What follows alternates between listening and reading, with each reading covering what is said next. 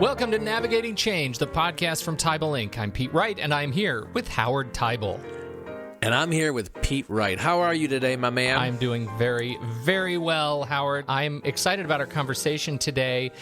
We are going to be talking about the people who provide financial services directly to better the student experience. This is a really key function, and you are going to be talking a lot more about that. Before we dig in, make sure to head over to TeibelInc.com to learn more about us and this show. You can get subscribe for free. Click the blue button, and we'll keep you updated via email as we post new shows. Remember, scroll down your podcast app for detailed show notes and links that we'll be referring to. This is episode 138, available on the website at TeibelInc.com/podcast/138.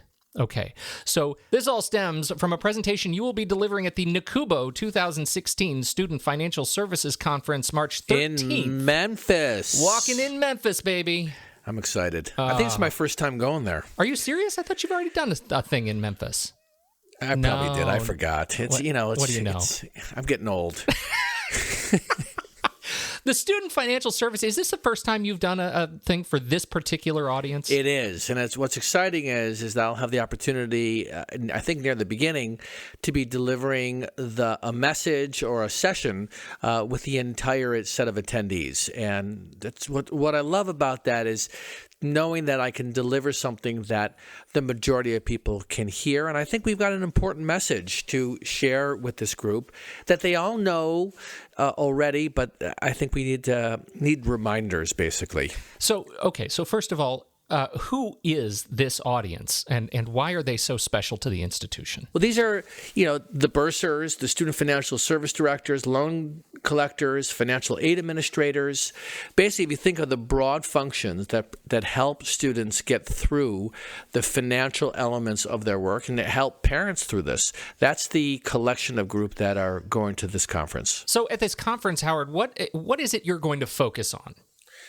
Well, it's really three big ideas that I think we all need to pay attention to. And it's even true for me in my own work. I can tell you that it's really easy to think that the people we're serving are as excited and engaged and connected as we are to what we're doing. And I've got a powerful example of what it means to step back and to look at what we're doing and saying, all right, we're offering this great product, we're offering this great service. How do we know from the point of view of those we're serving that we're actually meeting that need? And I got a great example for the group to think about then. What does that mean for me in my role as a bursar, as a financial aid director, at any role? How do I know I'm meeting the needs of the people I'm serving? So that's the first thing, I think a really great example. The second one is a mindset that we need to bring more and more to our campuses. And I think there's a huge spectrum on how people think about this. And I'm going to talk about skepticism and the power of skepticism. Not the power of cynicism, but the power of skepticism. And skepticism to be able to create a better product or service. So much more we're finding that these systems are beginning to catch up. They are getting better at talking to each other, but it really demands that we're willing to step back and say, let's really, in many ways, unlearn the way we've been doing it for years so that we can take on ways of collaborating that in some cases use systems so we can do a better job. So I think there's a mindset around bringing good questions to the table, and I think that's healthy skepticism. A level of optimism we're going to talk about, and we're going to also talk about what it takes to create a movement. And I think this is really important. I think there's often a mindset that our directors and vice presidents and presidents have the responsibility to say, this is what we want to do. But I got to tell you, they've got so much focus on other things that may not even be relevant to what you're working on, that they really need more people who are doing the work to raise, here's where we're challenged and here's where we want to go. And I think sometimes we wait for quote unquote leadership to say we're going to make a change, when in fact I think there's so much more opportunity for people doing the work to actually make a case for the changes they want to see. I really like the way you're framing that, because I've wondered, and since I opened with this conversation about how kind of unforgiving or unforgiven the role is, it sounds like what you're saying is that the planets are aligning in such a way that really this is a role that could be truly heroic, and best in class operations have the systems and the mindset and the leadership that really create that kind of flourishing environment, and not one that is kind of steeped in exhaustion. I can tell you that what they're going to be thinking in their seats when I raise this possibility is they're going to be saying, and I'm probably going to raise it with them, that some of the barriers you have are not your peers, but the people you work for. Yes. Right? And that the people you work for are either disconnected, but I'll tell you, it's so easy to blame somebody outside of what we're responsible for why things aren't moving. And what I'm also going to say, that it may be the case that you don't have their attention, but I got to tell you, it's incumbent upon you to get their attention. And that sometimes the people that we report up to don't buy into a change that may cost money, not because of the money, but because we haven't made a good enough case. And this is something that we often find ourselves falling back on when we can't get leadership to buy in, whether it's somebody working in the staff level for a manager and they want to see a change, or a manager reporting to a director and the managers are frustrated because the director's not jumping on the opportunity, or the director not getting the vice presidents to focus on what they want. There's this tendency to think the problem is that the person that I'm reporting to, or this group of leaders, don't want to see the change. That's not true. You haven't made a good enough case. And that's a hard one, because that means you got to step back into what you're doing and saying, all right, have I really told the why? We're going to talk about this too. If you're going to make a movement, you got to be really clear about why we're doing it and paint a picture of what the vision looks like. And what I'm hoping is people take it upon themselves out of this to say, you know what, I need to play a bigger role in defining what success looks like versus waiting for somebody to tell me. And that to me is the power that I want to see unleashed among people who are in the trenches doing the work. Okay, so your presentation is called Managing Up and Across, and this gives us a great idea of the up and down relationships that we're talking about, right? The leadership, the direct managers and supervisors. Talk to me about the across relationships that you're encouraging here. Well, it's interesting because I've also framed this in the past as managing up and down, and it really is managing up, across, and down. Now, the issue about down is there's a presumption in this concept of managing is that these are people that you report to, and managing down are people that report to you. In some cases, people attending the conference don't necessarily have quote-unquote direct reports. Managing across is really about influence. How do we get our peers? So if you think about the bursar's office and the financial aid office and the other offices responsible for student services, if they're going to create a genuine one-stop shopping or an experience that people feel like this is transformed, this is my experience as a quote-unquote customer is fantastic. That story is rarely told around this because it's complex and it happens in waves. It's like a restaurant, right? Where all of a sudden there is this wave and they get slammed, right? So how do they work together? And the managing across is really about engaging your peers to be able to say, how are we together going to make this work? Nobody's telling us necessarily that we have to, how we're going to collaborate to create a better solution.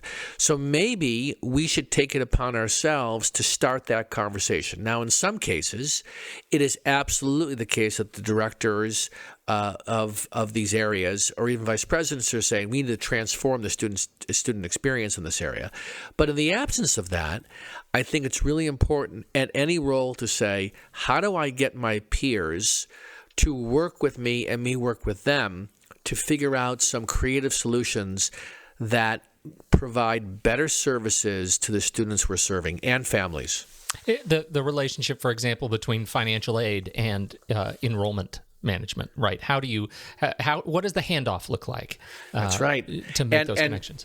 And typically you'd get if there are vice presidents in those two roles, you'd get the people discussing that behind closed doors, and sometimes that doesn't make its way into the organization. So this is not, I'm not saying to step so far ahead of the people you report up to that they don't know what you're doing. As a matter of fact, there's power in saying, I'm going to take this on, and before I take it on, I'm going to go to the person I report to and say, listen, I'm looking to do this. Here's why I think we should be doing it. I'd like to be part in making that happen. What do you think? And then you get buy-in from the people that are sort of quote-unquote overseeing all this work, and you run with the ball. So this is one message. It's really an empowerment message, right? To give yourself more permission to be part of the problem, but also part of the solution. I love it. It is a conversation that is both sort of empowering and aspirational, and I think that's this conversation around customer service and what good customer service is. That seems to be where we're going here, and how do we better serve our students so that we can make their job, which is to get a great education on our campus, that much easier. I can't believe you said the word customer and you're a faculty member at a school, Pete. I know. Does that make me a traitor? Well, to other faculty members, it's like you can't say customer. No, but I look at that as at my role as a customer service role, right? I mean, if I'm doing my job, then the students are able to take what they learn from me easily, effectively, and efficiently, and apply it in their work back. It's funny. I'm pointing to something, and we can joke about it, but I got to tell you, and I'm sure you know this, that I have been told anything from, after using the word customer, seeing a reaction, to being told before I even came in to lead a program, do not use the word customer.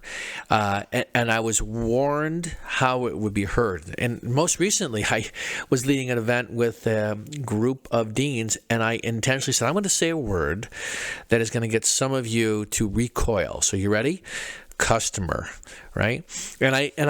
And I raised it, and they smiled, and they realized that in some ways they get hooked by the word because students are not customers, and many faculty have that principled view.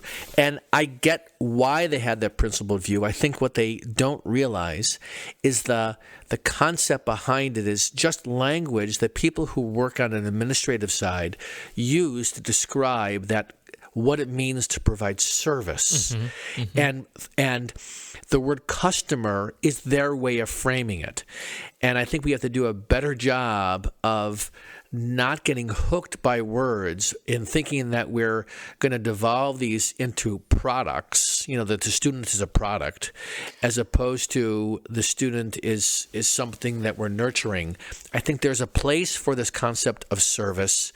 And I'm going to talk about even this idea of customer service on your campus.